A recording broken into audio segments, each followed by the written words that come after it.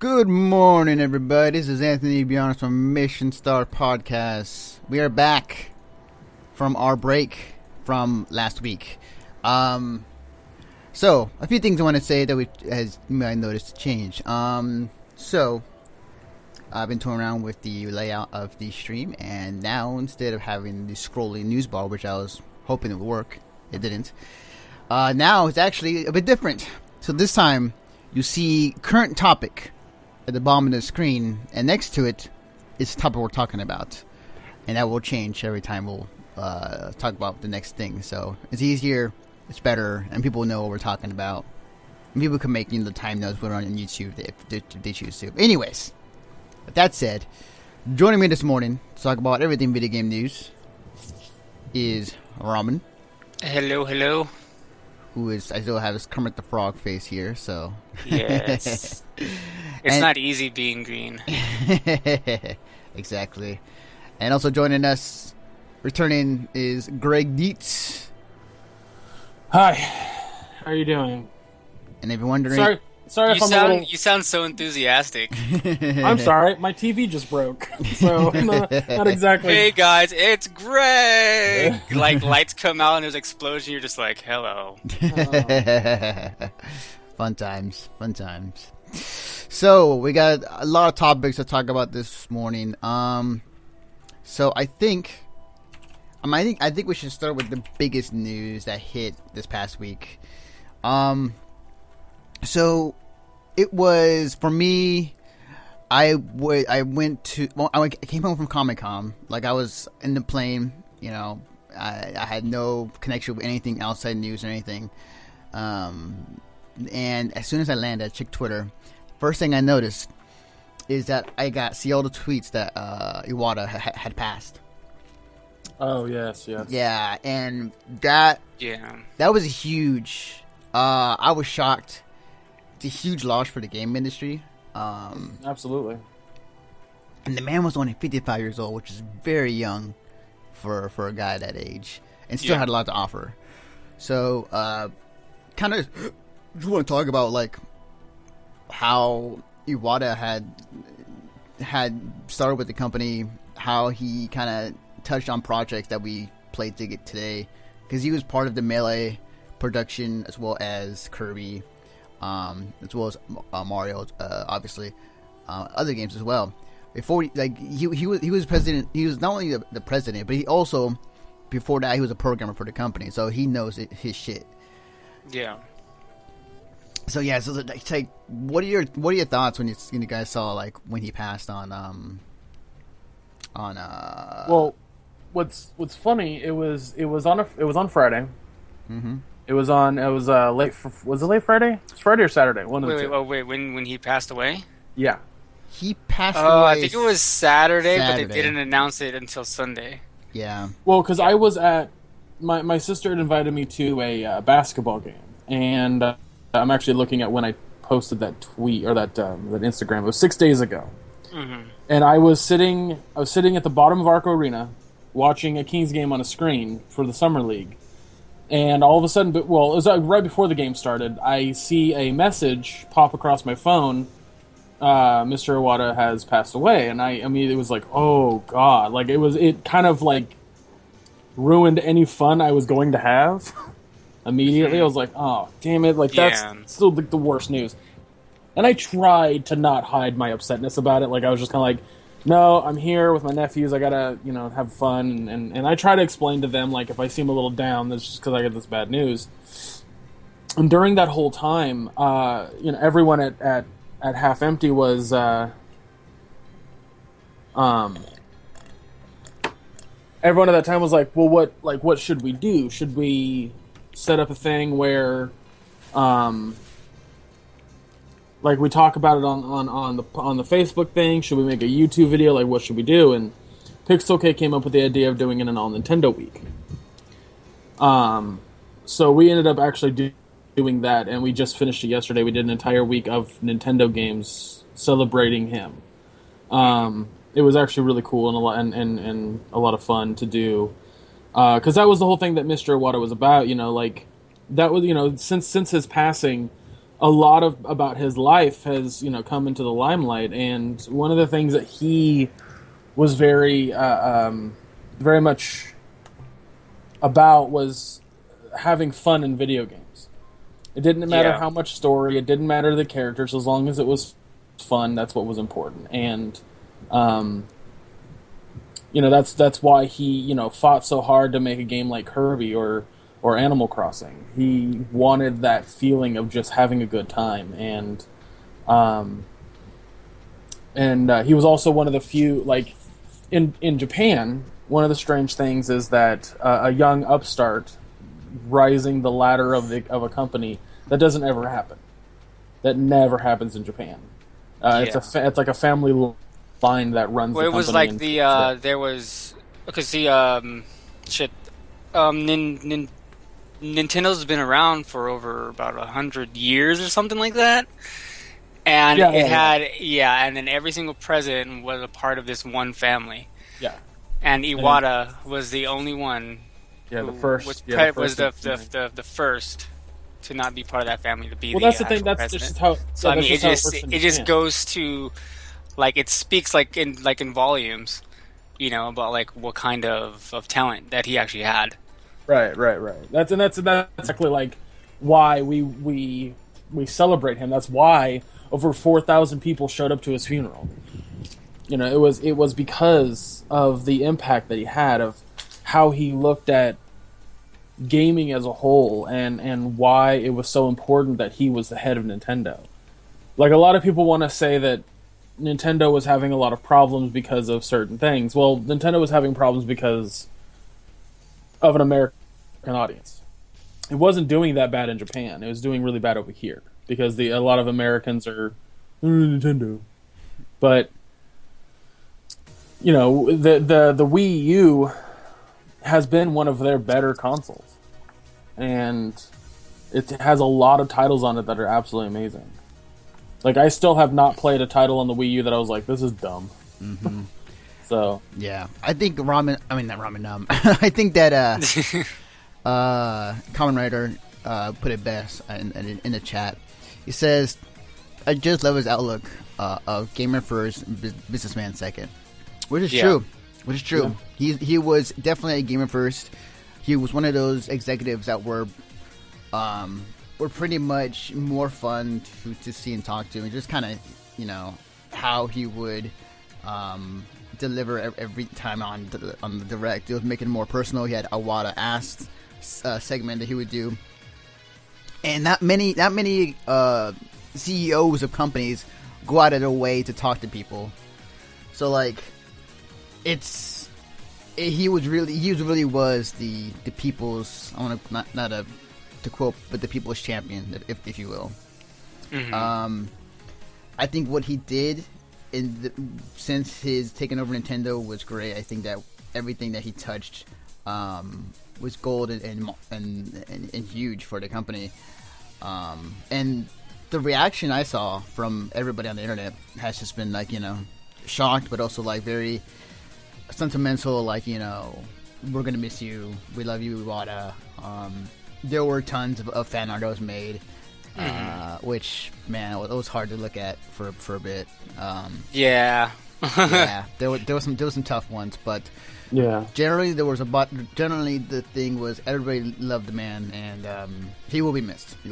So, yep. So, now to move on to a different topic, not to make light of it. Man, it's kind of hard. It's kind of hard. Now, like, guys, we start strong here on the Mr. Star podcast. I wanna go back to sleep. Shit. So I think we should obviously talk about the next topic since it's happening right now. Evo is happening. Evo is the biggest tournament happening in the fighting game tournament world. So it is happening right now in Las Vegas, and I shall bring it up on screen. I'm currently watching right now. Yep, same here. I'm currently watching right now. So let me just. I got Marvel up right now. I got Smash 4 up right now. Yes. FAX, just windows upon windows. Yes. I was actually at a viewing party last night. Super Bowl of fighting games. Pretty much. I was at a viewing party last night, and we were just getting very hyped for some of the matches, including specifically Street Fighter. So yeah, even the belching when we start streaming. Yeah, right, damn. I just ate, so that's the reason why. Street Fighter was fucking crazy. Oh I'm my gonna God. tell you right now, the match of the night for me, Alex Valle versus Bonchan. Bonchan. That was nuts. That was crazy. Dude. Alex Valle fucking dismantled him. So for people, Just yeah, it beat was. the shit out of him. So for people who don't know, like, Evo is held every year in Las Vegas, as you see here, and it is the biggest fighting game tournament in the world. Usually held in the middle of July, and it hosts many tournaments. This year, the main 9 are Ultra Street Fighter 4, Super Smash Bros. For the Wii, Killer Instinct, Ultimate Marvels, Capcom 3, Guilty Gear Xrd, Mortal Kombat X, Super Smash Bros. Melee, Persona 4, Arena Ultimates, and Tekken 7 are the main games. And there's a ton of other side games that happen at the same time as well, and there's a ton of other streams for they have like a side tournament for just about like any kind of fighting game you could think about. Definitely. Yeah. So yeah, it is happening this weekend. I urge you guys to go check it out. If you're not a fighting game fan or you're intrigued, like, you know, just what's going on this weekend, I suggest you go check it out. Tons of games, tons of very high competitive, high level play for each game, and it is extremely hype. I would say if there was any day to check out Evo, it would be Sunday, the finals day. Finals day, yeah. Which is incredible. And I know it firsthand. I was there last year. Oh, shit. Even I think like later on, I think it's about like 9 or 10. Red Bull is doing a salty sweet. They went and bought the biggest suite that's in the Paris, and like it's huge, and they're gonna have like all these grud matches and money matches and stuff like that.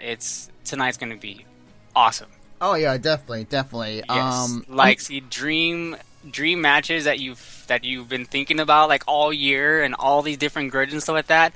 Like we're gonna be seeing that probably tonight on the Red Bull Salty Suite.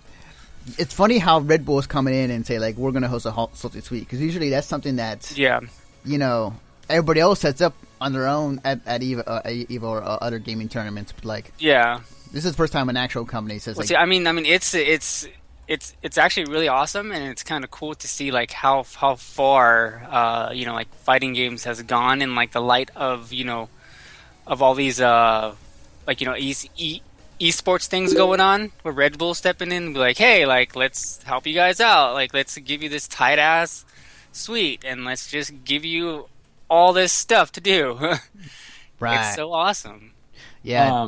You know what's funny is speaking of all this, like all the awesomeness that's been going on, Mad Pat of Game Theory fame came out with a video, I think yesterday, about why ESPN is wrong about esports, and it goes into this whole thing about how, because you were just talking about all the sponsors that these guys are getting. Like, if you're watching right now, in between matches, you can see a fuck ton of sponsors on the bottom of the screen. Yeah. And one of the things that he was talking about was a lot of these old people don't want to call this a sport. They want to sit there and make fun of it, yet they, you know, have poker on their fucking channel.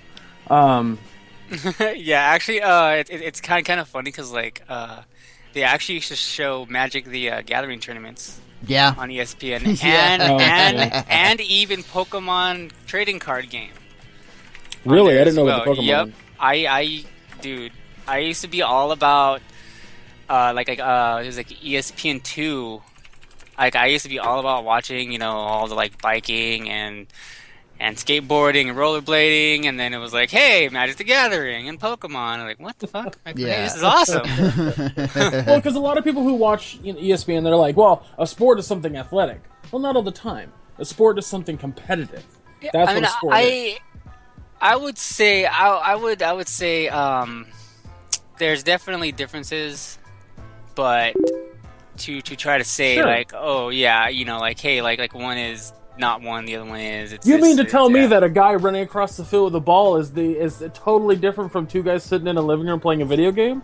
That's no way, Ramen. That's exactly the same thing. That's not what I'm. I'm just saying. No, look, hey. I'm just saying because some people don't understand that. That's the thing. Some people don't understand that. Cause like as soon as people try to sit there, be like, yeah, it's a sport because of blah blah. I'm like, oh, no, cause there's nothing. You're not running around. You're not getting up, running up. Right. I don't know why they sound like boomhowers suddenly. That's the way they sound. Well, yeah, because that's exactly what it comes down to. You watch Evo right now, and it's the biggest fucking thing in the world right now. It is like millions upon millions. People are going to be watching this. Sure, it's just 56,000 right now, which is still. Okay, I'm on Event Hubs, and they have like a little ticker on like the right side, and it's like Evo SRK1 has 55,000, Evo 2 21,000, 4 8,000, 3 7,000. How much is that like altogether? That's like they're also calculating all the individual IPs that are joining because it's a huge event that's going to last all weekend, and you're going to get a ton of new IPs throughout the entire weekend. That that League of Legends tournament that happened not too long ago. Yeah, it had over 36 million viewers. Oh yeah, I don't. You want to know how much the Super Bowl had? Oh man, 17 million. Damn. So did that beat that out? No way. I don't. Yes, it did. That's kind of hard to believe. Hold on. Go ahead. You can believe it or not believe it. I might not have been the Super Bowl, but it definitely was like a big sporting event that only got 17 million. Because I know like the Super Bowl is like the largest thing that's watched like in the world like every year besides like the World Cup. I think is the only thing that I think beats out Super Bowl.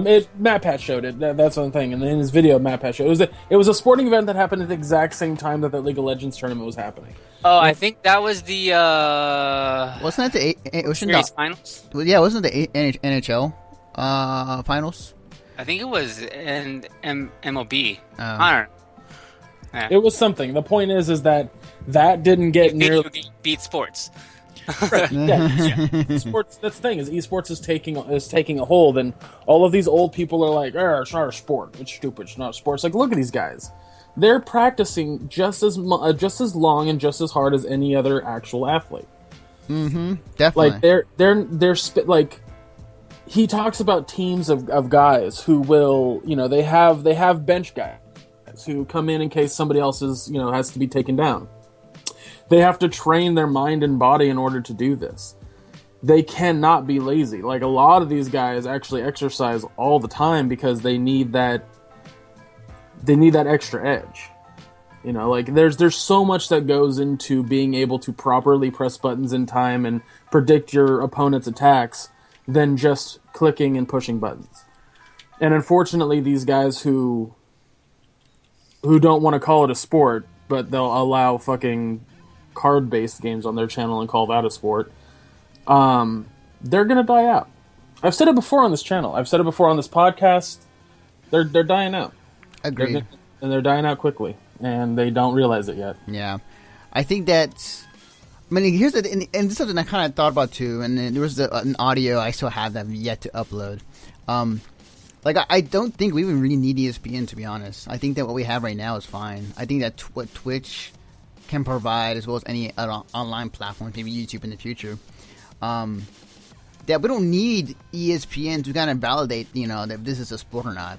Like, we've got the viewership, True. we got the money. Why do we need to go on TV? TV's dying. I'm sorry, for anybody who's watching, it's TV is. Yeah, no, it is. Yeah, and because right now, if you're a say that, but I don't have a TV right now. Yeah, but I mean, even though it is dying though, but that's where you have all that's where all the actually like huge money is coming from. That's where you have airlines and food places and that sort of sponsorship thing. That's where the real money's at, Right. I mean, I get it. I get it. Like, they definitely, there is money to be made with sponsorships, and that most of them are right now tied to more TV and some sports. But the thing is, the reason I was mentioning all that in the first place, guys, because I know that wasn't the original topic, but the reason I mentioned all of it is you have to think of something from someone from like my perspective. I don't follow the competitive gaming scene that closely. I have no idea who any of these guys are. The only guy I know is the guy that I think Luffy, who won the last year's Street Fighter 4 tournament with a fucking PlayStation controller. Yeah, Yep. Like that's all that I know. Other than that, he's actually got eliminated. yeah, yes. I think he only made it to top 32, or is it 64? I think it was like top 32. It might have been 64. Okay. Yeah. No, I was all like, right, yeah. I have absolutely no idea. Like, that's the thing, is that Yeah. I don't know who any of these people are. I'm watching from a purely competitive perspective, and I'll watch the shit out of tomorrow. Today, a little bit more casual, but tomorrow I'm watching the fuck out of tomorrow, because tomorrow's the top of, the best of the best. All Yeah. the guys that made it that far. And that's also a huge difference for me, personally, about esports versus regular sports. A guy who joins the football team, a new football team, gets paid, $2 million for the whole season, whereas one of these guys, if they lose, they don't win anything. Right. Yeah. Sure, they have sponsorships and stuff, but these guys make their money off of winning tournaments. Yeah. It is definitely becoming more apparent that these professional players who do play these games for, I won't say a living, not yet, but it's getting to the point where the money is getting high enough where See, it I could think be. like literally, I think there's only a handful of actual fighting game players that I guess like quote unquote do it for a actual living. Mm-hmm. I mean, it's still kind of rare. Like even though the scene is actually growing like a lot more, but like the only thing I could really think about for fighting games is like Justin Wong does it as a career. Daigo. See, I can't even like I have to like really think about it to really be like, all right, like these guys are only going through just from their fighting game prowess, Yeah. You want to know Yeah. something that Matt Pat talks about It's in still his kind of video rare. that I think's really cool about why competitive gaming is becoming so popular. Back when sports were becoming really popular on TV, people went, what's cool about that sport is I can do that. I can pick up a football and throw it. I can hit a baseball with a bat. Like, I can do that stuff. I may not be as good as them, but I can do that stuff. The accessibility of the sport. Guess what with gaming? There's the major accessibility to this shit. Like, you can go out right now and get a copy of Street Fighter 4. Yeah. Or Smash Brothers. Like, it's not difficult to get your hands on this stuff. Yep. I believe it was Hero Biscuits. I was saying, was that Hero Biscuits? Hero Biscuits said something about like that. Street Fighter 4 is free to play right now. Yeah. Online? Yeah, I saw that too. Steam. Yeah, I believe. Yeah, so apparently it's free to play this weekend, which is That's so awesome because I've been watching and I've been like, yeah, I want to like start playing right now, and I've been, oh wait, I can just go on Steam, like fire the baby up, and like I can play Yeah. all weekend and watch. Yep, definitely. Yeah, so it definitely definitely esports it is a amorphous blob. It is continuing to grow and get bigger every year. So in terms of where is it going to be in about a couple of years from now, I do think that it's going to be much bigger, and I think that sponsors and other people who are looking to make money will see this and it's like, okay, now you need to jump on this. So Yeah. definitely. Okay, so the next topic I want to bring up. So I have never played a Five Nights at Freddy's game. I know it exists. I know that it is a thing that people, play on Twitch and, or on YouTube. But apparently they're making the last game, the last game in the series, Quote unquote. Well, that's true. I'm gonna call bullshit on that just because I think that's Scott Kaufman's not an idiot and he's not gonna fucking kill his easily fucking made cash cow. Yeah, I mean, like, how long has it been since the first one came out? A year, been a literally year? a year. Has it a been year? Has it been a year? Yes. Wow. See, that's so ridiculous. So- He's just cranking them out. Yeah, I mean, like, why? Because they're essentially fucking Flash games. I've watched Oh, they are. how they Yeah, no, make. they are. Did I say Coffin? Anyway, anyway, they're basically Flash games. So the way that he made these is actually really clever. You don't actually play, like you're not in a physical 3D space. The camera is in front of a like a screen essentially, and you're able to look left and right. Now, little things like the door button being pressed, it's actually just an illusion because it's just the second you click on it, it's just a small animation on that screen, and it looks 3D, but it's actually not built in anything that's 3D. Every camera you look at is the exact same thing. Mm-hmm. And so it's super fucking clever that I keep shaking my table. It's super clever the way that he makes it. And because of that, like, because it's cleverly made in that very simplistic format, on top of the fact that, like, it's super accessible, like, it's on fucking mobile. I mean, it's just what it does is jump scares on top of easily playable game is fucking money, I guess. Well, that, and also too, like, the game is very popular, and I don't think it wouldn't have got to where it's at now if it wasn't for all of these YouTubers that were playing it. That's true. And even then, is like, I don't know. I cannot fucking watch some of these it's like reaction videos because it's so forced. Some of it is so forced. That game is, you get like I've played through the first one and second one. Okay, like first time I went through it, I was like, oh yeah, this is I actually like, jump scared. Oh god, you know. But then after that, it's the same shit. You know. Yeah, and I've talked about this. And before. then it's like, hey, let's give you the same shit for 3 more games, and people are just eating it up. Yeah. Yeah, exactly. It's I've said this before, and I'll say it again. Jump scares are not horror based. Yeah. Just because, like, literally, I've seen people fucking mod out. I don't know how you mod Five Nights at Freddy's, but change it up to where you can add anything. If something makes a loud, ear-piercing fucking sound and jumps at the screen, you're gonna jump. Mm-hmm. Yeah. It's just the way that it is. And it fucking ugh. Yeah. Like I've never played a game, and the game is, and I'll say this unabashedly, transparent, but I suck at horror games for the most part. Like I cannot play them because I am a wuss.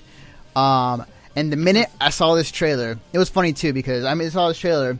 I posted on my Facebook because the setting is now in your room now instead of at work, and it's the same thing but just now in your house. And the first reaction I said on Facebook, like, nope. And then my friend tweeted me like a picture of like my reaction, and his friend's reaction below it was like at the same time was like yes. But like no, I'm not playing this. No, fuck this. I'm not playing this game. That's Hero Biscuit. That's true. You're absolutely correct in the idea that it is about the tension. It's about the atmosphere. You're basically playing a modern version of a fucking Jack in the Box. That's all you're playing. Let's be honest. You are. Yeah. You have this very, very, very friendly setting inside a fucking pizza joint like a Chuck E. Cheese, and then occasionally things pop out and you're fuck, like that's not a game. That's just waiting for shit to happen, and it's not great. If people want to play it, fine. Go play your Jack in the Box. I don't care, but I mean, see, the whole thing is like I feel like this Scott guy. The guy is so fucking smart. He's like, wow, this took off. I'm making all kinds of money. Better run this fucking thing, ride this fucking thing into the ground until I can't ride it no more. You know what I mean? like let's just ride this fucking rocket ship to wherever the hell it's gonna go. No, exactly. But at the end of the day, if people stop playing these actual games, it doesn't matter. He's already made millions of dollars. He's like, oh yeah, whatever. That's true. That is true. I'll just go fucking retire in my mansion. That's true. Like, fuck it. If for what it's worth, like he really did like. He made a series of games that everybody loves, and he's, whether it be something that is completely simple or something that is like completely like a Flash game, he made his money off of it, and he continues to do so. So what's just to say? Like, I don't think he'll stop. I don't think he'll stop. If he doesn't make another Five Nights at Freddy's, he's definitely going to make something that's at least similar, because that's people like. I go to my sister's house. And I talk to my nephews, and they're like, Uncle Greg, do you know this thing about Five Nights at Freddy's? Do you know this thing about Five Nights at Freddy's? And I'm like, how the fuck do you know about Five Nights at Freddy's? Oh, because the game is super cheap on mobile, and any YouTuber worth their salt has played it at least. And that's something I think is, I mean, seriously, like, the two Let's Players that I watch, the only Let's Play channels that I watch are Achievement Hunter and Game Grumps. They've both played the fucking game. Yeah, that's true. So, I mean, if you want views, like fucking Gerard, the completionist, his top 3 games on his channel are his top episodes are his Five Nights at Freddy's episodes. Yeah. I mean, if that doesn't tell you where this is going, I don't know what does. Agreed. So, going from the very scary to back to the controversial, I think this might be the last chapter, kind of, at least in we're going to hear anything out of this, but like, so, as we know, Metal Gear Solid 5 is coming out pretty soon. The game is great. I checked out the gameplay trailer when it was at E3, the whole 40-minute stage video.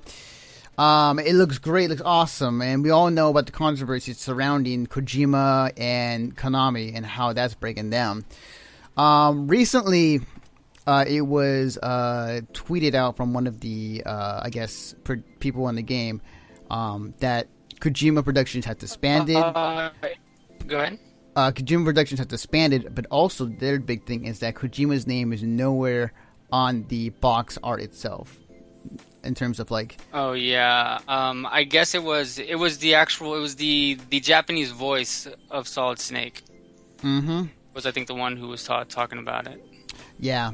So the thing about not Solid Snake. It would be Big Boss. Big Boss. Yeah. Yeah, Naked Snake. Yeah. So the thing about it is that this has been a long-going series of events that has everybody been trying to figure out what the hell's going on at Konami and why the sudden firing of Kojima and everything, and it just adds another part to the entire saga.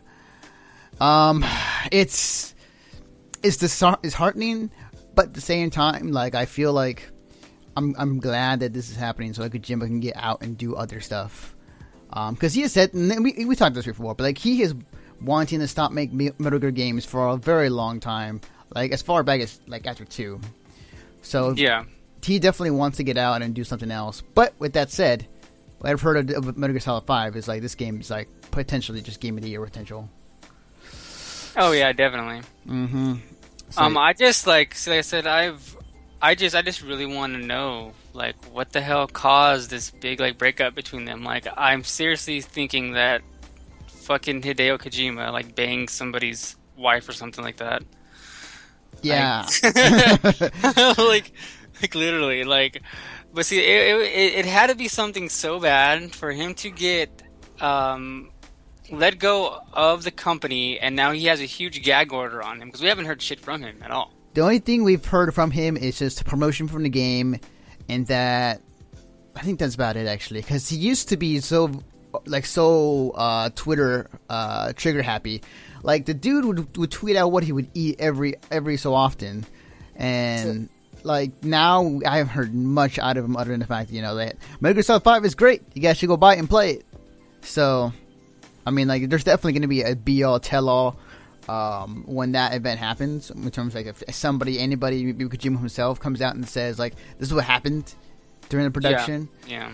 So, I think literally they're probably like holding off on it because, like, if they were to say, hey, like, we completely said fuck you to our main people who made this actual game, I know like a lot of people are going to be outraged. They're going to be calling for like, oh, don't play this game, so like that. That could probably hurt sales. So they're not going to do that anytime soon, I would say. Right, definitely. Yeah. So I mean, like, it sucks. It really does. But at the same time, I'm glad Kojima's finally getting out of it. I'm kind of curious to see what he does next. Like, who knows? Like, there's been multiple, I won't say rumors, but like thoughts that he could possibly go into the movie business because he really likes making movies. As you can tell in his Metal Gear games. He could definitely just like say like, F it. I'm just gonna spend the rest of my days relaxing and doing whatever. He could be making. He might want to make another game. Who knows?